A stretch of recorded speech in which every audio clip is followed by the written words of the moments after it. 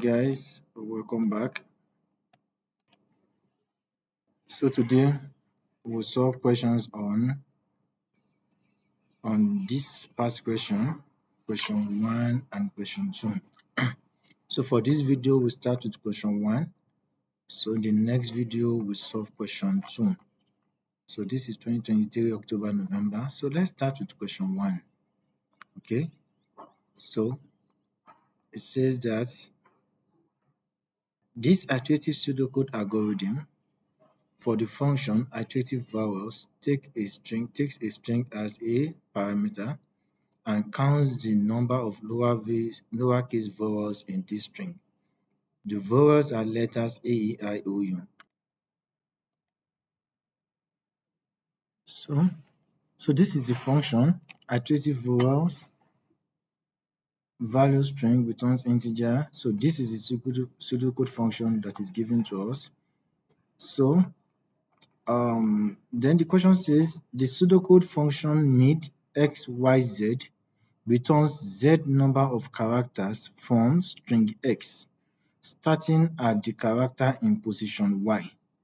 So that means that x is a string, y is the start point, yz is the number of characters.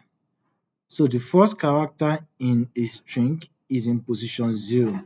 I hope you understand that. That is the first character in the string. So for example, if we have mid computer 03, this returns COM because this 0 means that is the starting point. So 0 is the starting point, which is C. 3 means the number of characters to be returned, which is 1, 2, 3. So that was why COM was returned from this function. Okay, so the function is used here as mid value 1 length of this. So it means value is the string, 1 means start from position 1. So length of value minus 1 means the length of the string minus 1. So that is the number of characters to be returned from this mid and will be saved in value. So this is the pseudocode function. So it's just everything is just in normal code. The only thing that is not normal to us in Python is just this function, which has been explained here. So it says the pseudocode function length x returns the number of characters in the string. So for example, length computer returns 8. So the number of characters in computer is 1, 2, 3, 4, 5, 6, 7, 8. So this returns 8. I hope you understand. So this is length. So it returns the number of characters in that. So the length of value minus 1 means if value is computer, so that means length of value minus 1 will be 7. So I hope this is understood. So the question says write program code for the function iterative vowels. So we are just asked to write the program code for this function. So we don't need to read everything, summarize and write a code like I said in the previous videos where I solved question on pseudocode. What we just need to do is just to convert each of the line to Python. So just convert each of the lines to Python code equivalent. So which is very simple. So this is one of the cheapest questions you can see in your exam. Just convert each of the line to Python. So let's go to our Visual Studio Code to do that. So let's write that. So function iterative vowels.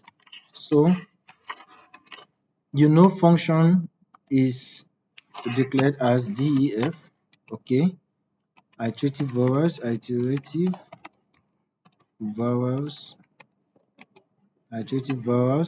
then it takes a parameter, okay, and the parameter is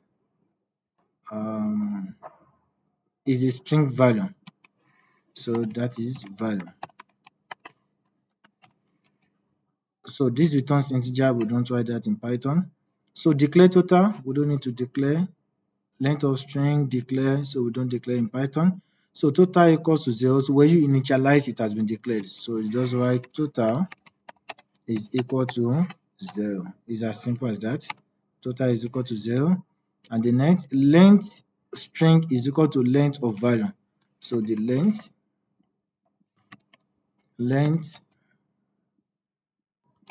string is equal to length of value. So you know len is the function that returns the length of what? Of a string in Python. So unlike this length in pseudocode. So for x equals to 0 to length of string minus 1. So that means we need to use the for loop here. The for loop is iterating between 0 and length of string minus 1.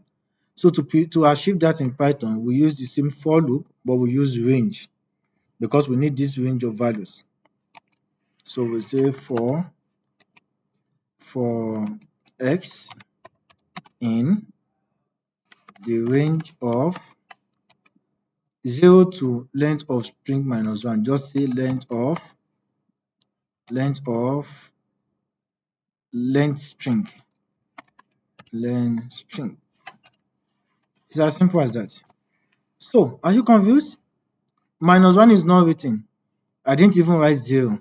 If you remember in Python, when you write length of 8, range of length of 8, it returns the range of values from 0 to 7. Range of length of 9 returns the range of value from 0 to 8.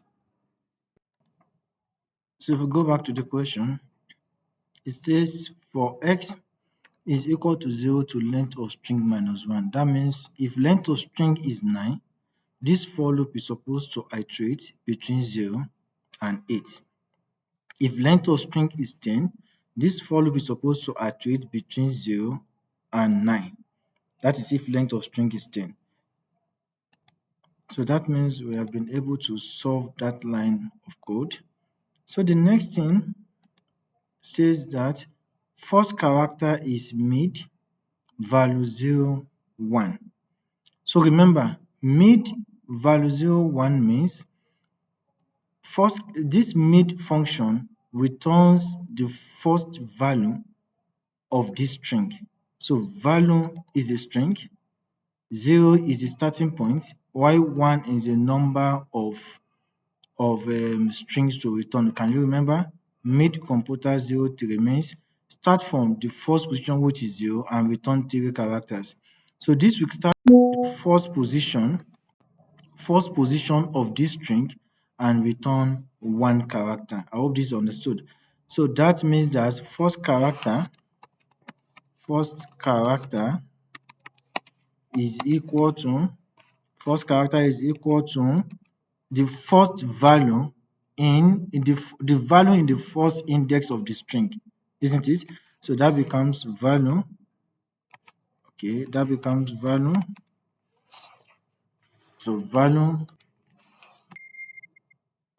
So the value of 0. Okay, so value of 0 means return the first character in the string, the first value in the string, or the first character in the string. So which is exactly what this line of code is saying. Mid value 0, 1, start from the first value, just return 1 from this value, which this value is a string. So this conditional statement now says if first character is equal to A, so we write that as if first character character is equal to A. Remember, when you are writing condition in Python, you use double equal to, or okay, first character is equal to E. First character is equal to E, or first character is equal to I. First character is equal to I. Okay, or first character is equal to O. First character is equal to O, or first character is equal to U. First character is equal to U. So we are done with that. So we put our full column, then enter. So now let's take a look at this. That means we can't put this in the next line. So let everything be on one line. Okay, so everything remains on one line, then enter. Okay, so that has been written. You can see that. So IOU, you can see the all statements. Okay, now so it says total is equal to total plus 1. So we write total is equal to total plus 1. Okay, the next That is the end of the if statement, right? You can see end if. So that means we get out of that indentation. Okay, but we are still in the for loop. So this now saying value is equal to mid of value 1, length of value minus 1. So value is equal to mid of value 1, length of value minus 1. That means you take the string from the first value to the total length of value. Okay, so that means value will be equal to value, then 1 to the length of value. Okay, I hope this is well understood. Then after that, next x means exit the for loop. Okay, next x exit the for loop. Then return total. Return total. Okay, now return total. So that is the end of the function. Okay, good. Now write code function. We've done that. So write the program code to call the function iterative variable with the parameter house from the main program. So we are asked to write the program code to call this with the parameter house from the main program. And I told you when you are writing the main program, always endeavor to put it in a function so that you don't have to always copy and paste from one location to another. So I have def main. Okay, so we are asked to call iterative variable. So we call iterative variables with the parameter what? House. And don't forget that this iterative variable will return a value. Okay, it will return a what? A value. So that means that we can save the value returned into a variable. So let me just say var. So back to the question, output the return value. The output means print var. So which is as simple as that. Another way you can do it, you can just type print iterative variable house. It's still the same thing. Okay. So the next question says test your program. When you're testing your program, you have to call the function main. Okay, call the function main, then run your program. So 3, which is correct? We have 3 variables in the word house. So let's move to the next question. So the next question states that we write the function iterative variable as a recursive function with this identifier. So that means instead of iterative, we need to write as recursive. Okay, so let me write the function. It should be written before you call the main. So we have def recursive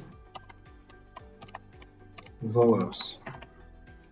So you have to pass the parameter value.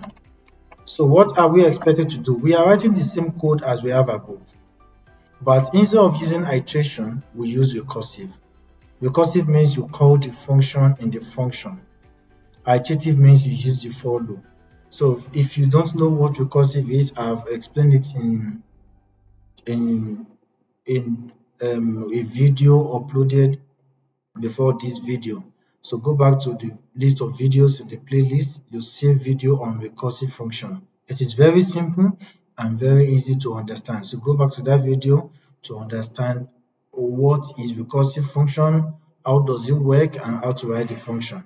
So we are just applying the function or that knowledge in this question. So I won't re-explain what it is to write a recursive function. So if you need to understand that, so please go back to the previous videos I have uploaded. Now, so before you write your recursive variable or your recursive function, the first thing to consider is the base case. Okay, is the base case. And what is the base case? Base case means where that recursive function will end, the base value. I think I used a board to explain in the previous video. So just go to that video that you understand better. So that is where it's going to end. So let's take a look at where it's going to end. So let's start with this for loop. for x in range 0 to length of string. If you look at this for loop, we will convert each line one by line to recursive here. So for x equals to 0 to length of string, 0 to length of range of 0 to length of string means if length of string is, let's say for example 8, that means it will iterate from 0 to what? To 7, isn't it? That is what it means. It means it will iterate from 0 to 7. Now, if you want your for loop to iterate from 0 to 7, that means that there must be value, the string must not be empty. This value must not be an empty value. For example, if this is the value, house, then we remove this value. What happens? It is empty. Then you say for x in range 0 to 7. Do you understand? Or for x in range 0 to what? To -1. And -1 is a null. Okay, let me say for x is 0 to empty. First and foremost, 0 does not even exist. It's because 0 means the first value in the string. Is there any value in this string? The answer is no. So the position does not even exist in the first place. So you should expect an error. So that means this code will not run if the value is empty. I hope you understand that. Why do we need to use a recursive OR? We need to use a recursive OR so that when we have the variable house, okay, we take away the first value, then we pass the remaining value. We take away another value, we pass the remaining value. We take away another value, we pass the remaining value. We take away another value, we pass the remaining. Then we take away this, we pass the remaining until this string is empty. Do you understand? So when this string is empty, then we are done with that string. So that should be the base case where the recursive is going to end. So recursive means calling back the function in the function, but reducing the length of the parameter or the value of the parameter. So when you are reducing the value of the parameter, it will get to a stage where the string will be empty. So we use that empty case as the base case. That empty value as the base case. I hope this is understood. So if you don't understand properly, just go back to that video, and if you still don't understand, you can type in the comment what exactly is confusing you, then I will reply to that. Okay, good. So first and foremost, we need to check if value is not empty. Okay. So how do we do that? So we write that if the length of value, okay, is equal to 0. So that means the value is empty. So return 0. Okay. So else, which indicates that the value of string is not empty. So now we can start. Okay. So we can start with this first line. And the first line is what? Is first character is equal to value 0. So what are we doing? We're just converting each of this line of code down here to recursive. Okay, good. Then after writing first character is equal to value 0, then we write the if condition. So let me copy the if condition instead of writing everything one by one. Okay. Then if this. Do you understand? So if that total is equal to total plus 1. So let's take a look at this. We need to pay attention to this. Total is equal to total plus 1. Remember that in this iterative function, total was returned. So that means that the value total will be returned when the function is called. So total will be returned when the function is called. Okay. So that means that in this line, the value of total is equal to total plus 1. That means this total should be returned like the previous value of total, isn't it? That means this total is the previous value for total, like this total. Now, this one that I have it plus 1. So this total is the previous value of total. So that means the new total should be equal to the previous value of total plus 1. And if you go back to the previous video, I said that to get the previous value, it means you need to recall the function. I explained that in the previous video on recursive function. So to get a previous value, or you get the previous value while you recall the function. So that means the new value of total is equal to previous value of total plus 1, that is recalling the function, and whatever value it returned, you add 1 to it. Do you understand? Then we write that total is equal to 1 plus, okay, this 1 plus the plus 1. Then this total means what? We call the function, and the function we are recalling is the recursive vowels. Okay. Now, when we call the function, what parameter do we pass to the function? Remember, in the original function, we pass the parameter value. Okay. Now, the parameter we are passing is the new value. It's still the value, but originally, the value of value is value. I hope you understand my English is not confusing you. That is, this variable value, okay, it has just the value within it. But now, after total has been added plus 1, the value is now changed to value of 1 to length of value. So this is our new value, so which is exactly what we pass as a parameter to the recursive vowel. So I hope this is understood. So total is equal to 1 plus this. Then we'll return what? We return total. Is this understood? So that is if the value we need to find is within what? Is if the value, if the first character is any of these. Okay?